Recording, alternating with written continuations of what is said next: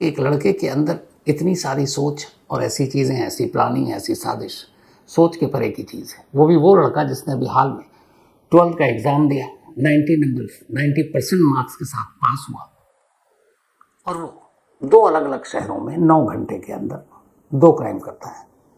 फिर उसके बाद उसका दिमाग देखे कि पुलिस से कैसे बचना है, क्या क्या ऐसी चीज़ करनी है कि पुलिस उस तक ना पहुंचे, और पुलिस को दूर रखने के लिए, गुमराह करने के लिए क्या क्या कदम उठाने, ये सब उसके दिमाग में चल रहा था।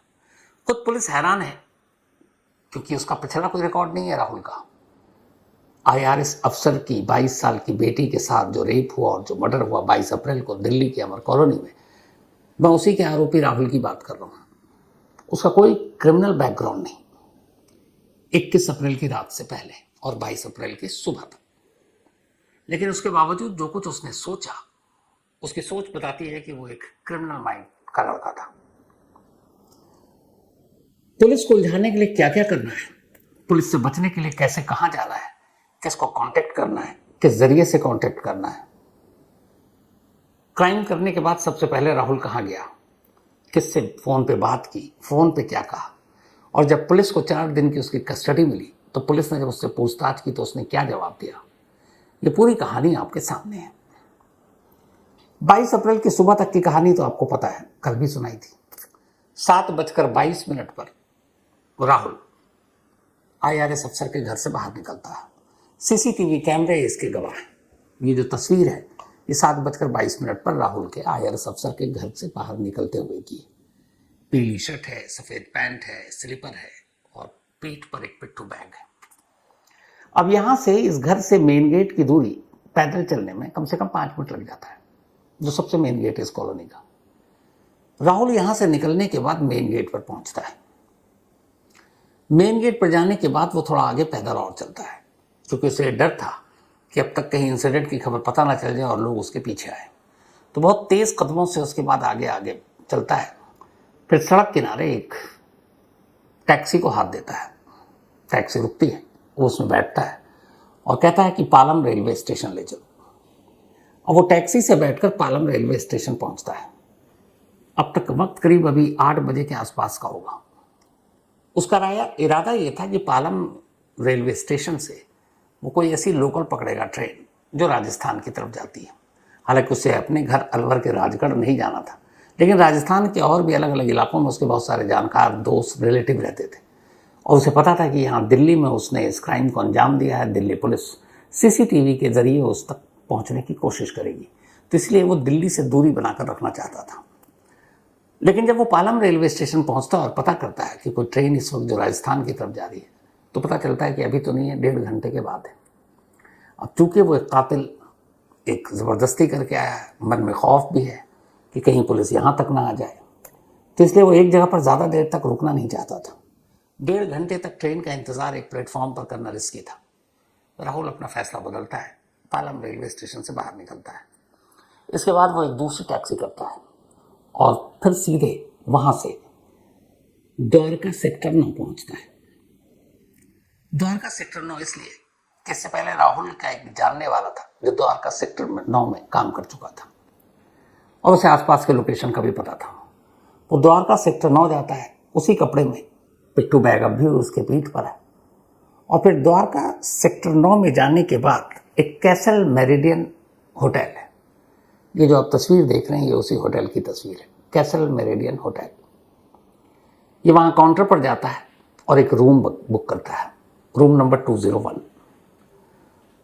फिर उसी रूम में एंट्री करता है। इसने अपने चूंकि कार्ड वार्ड दिए तो होटल वाले को भी कोई ऑब्जेक्शन थी नहीं, और दे दिया। और अब तक राहुल की खबर या तस्वीर इस तरीके से सामने नहीं आई थी। अब राहुल सीधे रूम में जाता है और इसके बाद वो रूम से बाहर नहीं निकलता।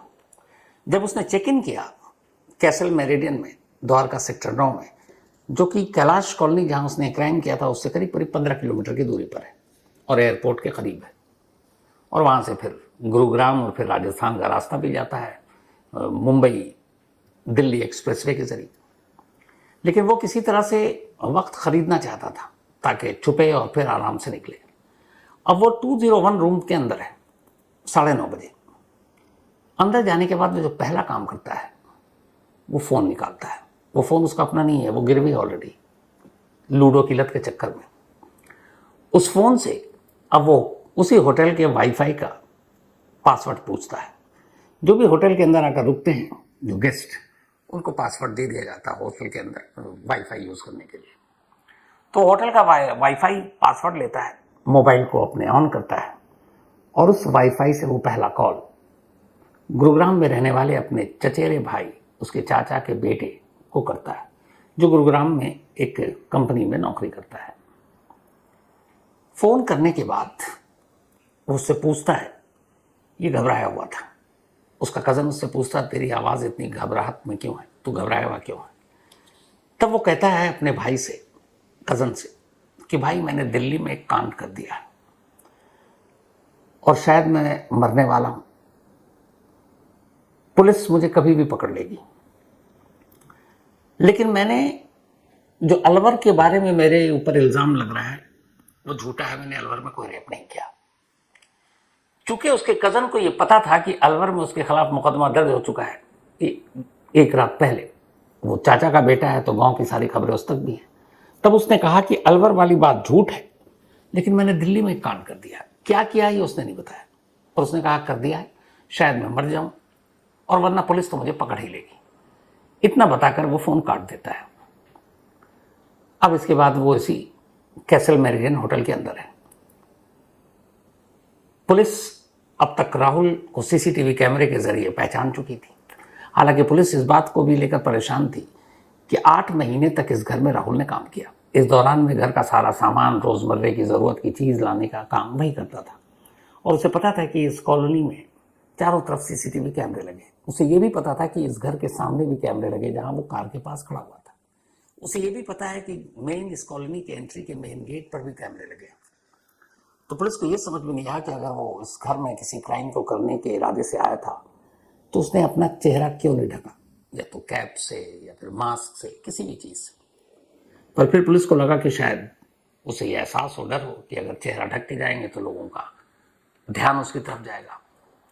तो खैर, अब पुलिस को राहुल का पता मालूम था। राहुल को ढूंढने के लिए अलवर के राजगढ़ में एक टीम जाती है, लेकिन राहुल वहां था नहीं, मोबाइल उसका बंद, नंबर ऑन नहीं। तब पुलिस फिर ऐसे लोगों की तलाश शुरू करती है जो दिल्ली में या दिल्ली के आसपास रहते हैं, जो राहुल के दोस्त हैं या रिश्तेदार हों। तो जब घर वालों से पूछताछ होती है, गांव वालों से पूछताछ होती है, तब वो बताते हैं कि साहब गुरुग्राम में उसका एक कज़न रहता है और उसके साथ उसकी करीबी भी है। तो जैसे ये बात पता चलती है, पुलिस को लगा कि वो पक्का गुरुग्राम में अपने भाई के यहाँ छुपा होगा। अब गांव वाले से पुलिस उस कज़न का नंबर लेती है, उस नंबर को सर्विलांस पर लगाती है, लेकिन कोई ऐसी जानकारी नहीं मिलती। पर हाँ, पुलिस देखती है कि इसके बाद 2-3 कॉल इंटरनेट कॉलिंग के थ्रू की गए। तब तक पुलिस की एक टीम गुरुग्राम पहुंच गई थी, उसके कज़न को उठा लिया। उसके बाद पुलिस अपने साथ लाई, अब कड़ाई से पूछताछ। तब कज़न ने पहली बार बताया कि सुबह उसके पास एक कॉल आया था और कॉल राहुल ने किया था, और राहुल ने यह कहा था कि दिल्ली में मुझसे एक कांड हो गया, पुलिस मुझे पकड़ लेगी, मैं मर भी सकता हूं, लेकिन अलवर में मैंने कुछ नहीं किया। अब जब ये सारी चीज़ें पता चली तो फिर पुलिस ने उस कॉल को जो किया और जो भी नंबर था उसके ज़रिए फिर डिटेल पता करना शुरू किया। तो पता चला कि ये दिल्ली के द्वारका सेक्टर 9 के होटल कैसल मेरिडियन के वाईफाई को इस्तेमाल कर फ़ोन किया गया। पुलिस की फ़ौरन एक टीम पहुंचती है और ये सारी चीज़ों में कई घंटे बीत चुके। अब शाम के करीब 6 बजने वाले। 5:45 के आसपास पुलिस की टीम कैसल मेरिडियन में दाखिल होती है, लेकिन सादी वर्दी में, ताकि उन्हें यह था कि अगर राहुल कहीं आसपास हो, रिसेप्शन पे हो, तो पुलिस की वर्दी देखकर भाग न जाए। पर इत्तेफाक से कोई था नहीं। पुलिस जाकर पूछती है, तस्वीर दिखाती है, रजिस्टर मांगती है कि आज कौन कौन यहाँ आया। इत्तेफाक से उस रजिस्टर में राहुल का नाम भी असली था, वो अपने ओरिजिनल नेम से उसने रूम लिया था। इसके बाद रूम नंबर पता चलता है। पुलिस होटल के स्टाफ, हाउसकीपिंग वालों को साथ लेकर 201 के बाहर जाती है, डोरबेल बजाती है। हाउसकीपिंग वाला बताता है कि मैं कौन हूँ। राहुल को लगा कि होटल वाला है, दरवाजा खोलता है, पीछे सादी वर्दी में पुलिस। राहुल अब दिल्ली पुलिस के शिकंजे में था। इसके बाद पुलिस अब उसे लेकर अपने साथ वापस आती है अमर कॉलोनी। थाना पड़ता है वहां, थाने में लाकर अब राहुल से पूछताछ शुरू होती है। राहुल से अलग अलग किस्तों में लंबी पूछताछ हुई। उस पूरी पूछताछ में राहुल ने क्या क्या बताया, दिल्ली पुलिस के जो सोर्सेज उनके हवाले से आपके सामने रखता हूं। जो पहली चीज थी वो ये कि तुमने ये क्राइम किया, आईआरएस अफसर की 22 साल की बेटी का मर्डर किया, रेप किया। पहले तो राहुल को लगा कि कत्ल वाली बात तो चलो ठीक है, रेप की बात से मुकर जाओ। उसने कहा नहीं, मैंने ऐसा कुछ नहीं किया। फिर जब पुलिस ने कैमरे, जो सीसीटीवी कैमरे की तस्वीरें और वो दिखाई उसके जाने की और आने की, और दोनों तस्वीरों में फ़र्क था। राहुल जब गया तो पीली शर्ट, काली पैंट और शूज़ में गया था, कोई पिट्ठू बैग नहीं। लेकिन जब वह वापस आया तो पीली शर्ट, वाइट ट्राउज़र और स्लीपर, जूता गायब और पीठ पे पिट्ठू बैग। 3 कैमरों के ज़रिए जब राहुल को दिखाया गया टाइमिंग के साथ कि तुम यहाँ थे, तो फिर राहुल के पास इनकार करने की कोई वजह नहीं थी। फिर उसने कहा हाँ मैं घर गया। फिर भी उसने पुलिस को गुमराह करने की कोशिश की। उसने कहा कि 1.5 महीने पहले जब मुझे निकाला गया था, मेरे पे कुछ पैसे घर वालों के पास थे, तो मुझे आंटी ने कहा कि ठीक है तुम आ जाना और ले लेना। आंटी मतलब आईआरएस अफसर की वाइफ और उस 22 साल की लड़की की माँ। तो उसने कहा मैं अपने पैसे लेने गया था। पुलिस ने कहा कि हमारी उनकी वाइफ से बातचीत हुई है, तुम्हारी तो कोई बात ही नहीं हुई और न तुम्हारे ऊपर कोई बकाया था उनका। उसने कहा कि नहीं, मुझे बुलाया था। अब पुलिस ने फिर सख्ती से एक एक करके सारे सवाल जब पूछने लगे, तब उसने बताया कि मैं लूडो में पैसे हार गया था, मेरा दोस्त है एक विष्णु, और पैसे कैसे हार। इसने कहा मेरा नसीब बड़ा अच्छा था। 20 अप्रैल तक ये लूडो खेल के ऑनलाइन गेमिंग से 5 लाख रुपए जीत गया था राहुल। पहली बार जब से उसको इसकी लत लगी थी, इतना बड़ा अमाउंट जीता था। और जब वो खेल रहा था उसके साथ उसका दोस्त राहुल भी बैठा था और वो भी खेल रहा था, लेकिन राहुल नहीं जीत पाया। और राहुल के पास कुल जो पैसे थे 90,000 वही जीत पाया था, और ये 5 लाख। अब इसमें होता ही है कि कुछ पैसे तुम दो, कुछ खेल लो। तो उसने कहा देख, मैंने भी कुछ पैसे दिए, तूने 5 लाख दिए, इसमें से मुझे दे। उसने कहा मैं पैसे तो दूंगा नहीं, ये तो मैंने जीता है। तो जब बात बनी नहीं तो उसने कहा अच्छा ठीक है, तेरा नसीब अच्छा है, किस्मत अच्छा है, तो काम कर, ये 90,000 ले, तो मेरे इन पैसों से भी आज लूडो खेल, क्योंकि आज तो सिर्फ जीत रहा है, लेकिन ये जो मैं तो हार गया तो मैं खेलूंगा नहीं, तो तू मेरे पैसे दांव पे लगा और मुझे जीत के दे। तो अपने 5 पैसे नहीं देना चाहता है। उसने कहा ठीक है। अब उसने अपने दोस्त विष्णु के 90,000 रुपए पर ऑनलाइन गेमिंग के तहत लूडो खेलना शुरू किया, और जैसे ही ये किया बदनसीबी का दौर शुरू हो गया। वो धीरे धीरे करके अपने दोस्त के 90,000 हार गए। अब उसके दोस्त को गुस्सा है कि तू अपना तो जीत गया 5 लाख, मेरे 90,000 हार गया, मुझे सारे पैसे दे। उसने कहा तुमने कहा खेलने के लिए, मैं खेला, मैं हार गया, ये तो लक की बात है, तो मैं तुम्हें कहाँ से दूँ। उसने कहा नहीं, तुझे देना पड़ेगा, तू उन 5 लाख में से दे। तो कहते हैं कि इसके बाद उस 90,000 को वापस लाने के लिए राहुल ने कहा ठीक है मैं तुझे देता हूँ, मैं अपने पैसे से अब खेलता हूँ। अब वो जो 5 लाख जीता था उसने उससे लूडो खेलना शुरू किया। पर बदनसीबी ये कि धीरे धीरे धीरे करके उस 90,000 को वापस लाने के लिए राहुल अपने 5 लाख भी हार गया जो वो जीता था। अब उधर 5 लाख हार गया तो उसके 90,000 हार गया, अब उसके पास कोई पैसे नहीं। फिर उसने मोबाइल गिरवी रख दिया कि शायद एक बाजी से बाजी पलट जाए, पर ऐसा कुछ नहीं हुआ। अब जब बिल्कुल पैसे खत्म और सारे पैसे हार गया, तब विष्णु अड़ गया कि नहीं, मुझे तुमको पैसे देने पड़ेंगे, और जो 90,000 तुम खेल रहे थे वो कम से कम मुझे लौटाओ। उसने कहा पैसे हैं नहीं। उसने कहा दो, नहीं तो अच्छा नहीं होगा। तब उसने कहा अच्छा ठीक है, मैं पैसे का इंतजाम करके तुम्हें देता हूं।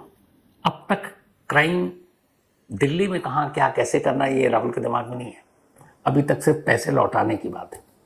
अब इसके बाद उसी रात ये सब खत्म हो गया, ये दोनों बाइक पर जा रहे हैं। विष्णु को गांव में एक शादी में जाना था, उसको शादी में जाना था। उसने कहा तू मेरी बाइक और चाबी ले और ये घर पे मैंने पहुंचा दे, चाबी मेरी वाइफ को दे दे और मैं शादी में जा रहा हूँ। तो बकौल विष्णु इसके बाद राहुल उसके घर जाता है। बीवी अकेली थी, वो चाबी देने के लिए दरवाज़ा खुलवाता है, बीवी को देखता है, फिर उसके साथ ज़बरदस्ती करता है और उसी की बीवी का मोबाइल उठाता है जिसमें 2 सिम थे, एक तोड़ देता है, उसी में रहने देता है, और फिर उसी मोटरसाइकिल पर जो वो देने आया था वहाँ से भाग जाता है और फिर दिल्ली मुंबई एक्सप्रेसवे पर जाकर बाइक को रोक देता है और एक वैन में लिफ्ट लेता है। अब उसके दिमाग में जब वो मुंबई एक्सप्रेसवे तक पहुंचा तो ये था कि अब क्या करें। तब पहली बार उसे ख्याल आया कि दिल्ली में अमर कॉलोनी चलते हैं, क्योंकि 1.5 महीने पहले उसने नौकरी छोड़ी थी, 8 महीना कर चुका था, उस घर की एक एक रूटीन से वो वाकिफ था। तब उसने कहा वहां चलते हैं, वहां अलमारी में मैंने देखे हैं काफी कैश होते हैं, 2-2.5 लाख तो होते ही, इतना आधा दे दूंगा विष्णु को, आधा काम हो जाएगा। तब वो कैब वाले से कहता मुझे दिल्ली ले चलो, और अमर कॉलोनी के ठीक थोड़ा पहले वो आकर रुक जाता है। रुकने के बाद फिर वहां से पैदल आता है, फिर तस्वीरें आपने देखी हैं, और उसे पता था रूटीन क्या है, तो इसीलिए टाइमिंग का बड़ा ख्याल रखता है कि 6 बजे हस्बैंड वाइफ जिम जाते हैं और 7:30 लौटते हैं। दो जो और नौकर काम करते हैं वो 8 बजे आते हैं, यानी कि 6 से 7:30 का वो टाइम है जब घर में कोई नहीं होता, कई बार उनकी बेटी भी नहीं होती। इसी के बाद वो घर पहुंचता है 6:36 के आसपास सुबह, पर वहां जाता है तो घर में बेटी। अब उसे लगा ये क्या, चोरी कैसे करे। बेटी भी समझ गई अभी इसको निकाला गया, और यहाँ सुबह सुबह इस तरह समझ गई गड़बड़ है। वो शोर मचाना चाहती थी, उसने उस पर काबू पाने की कोशिश की, फिर उसने उसके सर पर जोर से मारा। इसके बाद वो बेहोश हो गई। बेहोश होने के बाद उसने उसके साथ ज़बरदस्ती की, फिर उसके थंब इम्प्रेशन से लॉकर खोलने की कोशिश की, नहीं खुला तो फिर तोड़ा, और करीब 2 से 2.5 लाख रुपए और कुछ जेवर निकाले, बैग में डाले, पैंट बदला जिस पर खून लग गया, जूता बदला जिस पर खून लग गया, स्लीपर पहना, उसी घर का पिट्ठू बैग लिया, उसमें चोरी का माल डाला और लेकर चला गया। और फिर यहाँ से आपको पता है कि वो कैसल मेरिडियन होटल तक पहुंचा था। अब पुलिस ने पूछा कि तुम उस घर में थे, उस घर के लोगों का बर्ताव कैसा था। उसने कहा मैंने वहां 8 महीने काम किया, 8 महीने में मुझे हर महीने ये 20,000 रुपये दिया करते थे महीना, ठीक ठाक था 20,000 रुपये। और उसने कहा उन घर वालों का बर्ताव मेरे प्रति बहुत ही अच्छा था, वो बहुत तमीज से पेश आते थे, यहाँ तक कि त्योहार के मौके पर, होली दिवाली पर वो हमें बोनस भी देते थे, कपड़े भी देते थे कि त्योहार है लोग। तो पुलिस ने पूछा जब घर वाले इतने अच्छे थे तो तुम्हें नौकरी से क्यों निकाला। तो उसने बताया कि असल में लूडो वहां भी खेलता था, लत लगी हुई थी, छोटे छोटे जीतता फिर हारता। कई बार ऐसा होता कि लूडो खेलने के लिए पैसे नहीं ऑनलाइन गेमिंग में, तो उस घर का राशन में ही लाता था, और उसी कॉलोनी के पास 2-3 दुकानें जहां से वो लेकर आता था, तो वहां जाता था, वहां से राशन ले आता था। तो कुछ दुकानदारों से पैसे मांगे, उन्हें पता था मैं साहब के यहाँ काम करता हूँ, वो दे देते थे, और मैं उन्हें लौटा भी देता था। फिर कई बार ऐसा हो कि सामान लेने गया पैसे लेकर, पर उसने सामान लिया और कहा कि साहब या मैम के पास अभी पैसे नहीं है, वो आएंगे तो दे देंगे। उन्हें भी पता है इतने बड़े अफसर हैं, दुकानदार बिना पैसे लिए हुए दे देता था, जबकि वो पैसा लेकर आता था, उस पैसे से फिर वो गेम खेल लेता था। तो जब कई बार ऐसा हुआ तब दुकानदारों को लगा और कुछ उधार उसने लौटाए नहीं, तब उन्होंने IRS अफसर की वाइफ को ये बात एक दिन बता दी। वो किसी काम से शॉप पहुंची कि ये राहुल इस तरीके से करता है। फिर दूसरे शॉपकीपर ने ये बताया। जब 2-3 शिकायत आई तब उन्होंने अपने हस्बैंड को बताया, और तब ये हुआ कि ये ठीक नहीं, ये उधार ले रहा है, नाम बदनाम कर रहा है, पैसे नहीं देता है, तो हो सकता है कल को चोरी भी करे। इसीलिए 1.5 महीने पहले हस्बैंड वाइफ ने मिलकर राहुल को नौकरी से निकाल दिया। अब पुलिस ने पूछा कि जब तुम्हें पैसे की जरूरत थी, तुम्हारे दोस्त को लौटाना था, तो फिर तुमने मर्डर क्यों किया, और मर्डर से पहले रेप क्यों किया या जबरदस्ती क्यों की। तब राहुल ने जो पुलिस को बताया वो ये कि अगर मुझे दीदी पैसे दे देती तो ये सब नहीं होता। अब आप सोचिए, जिस लड़की की उसने आबरू लूटी, अब उसे दीदी कह के संबोधित कर रहा है कि अगर दीदी मुझे पैसे लेने दे देती या पैसे दे देती तो ये सब कुछ नहीं होता, फिर मैं कुछ नहीं करता। यानी अगर उसे चोरी करने से नहीं रोका जाता तो उसका कहना है कि ना मैं कत्ल करता ना मैं जबरदस्ती करता, पर चूंकि उस लड़की ने रोका इसीलिए हाथापाई हुई, और इसी दौरान जब वो बेहोश हुई तब उसने उसके साथ जबरदस्ती की।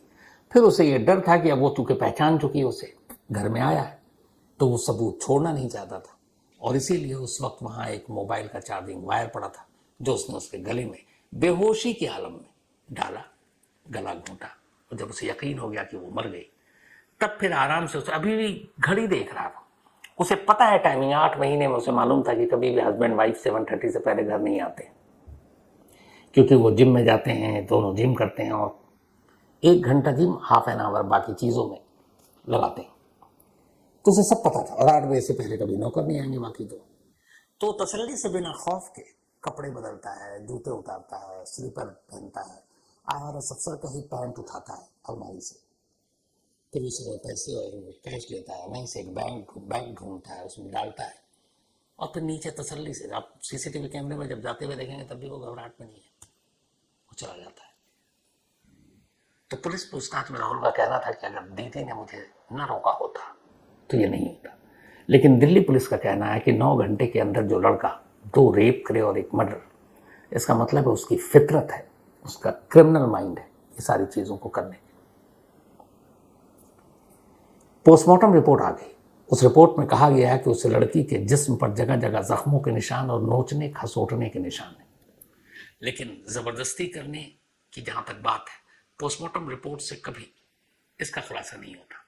इसके लिए फॉरेंसिक रिपोर्ट आती है, और फॉरेंसिक रिपोर्ट का भी इंतजार किया जा रहा है, शायद आजकल में आ भी जाए तो उससे कंफर्म हो जाएगा।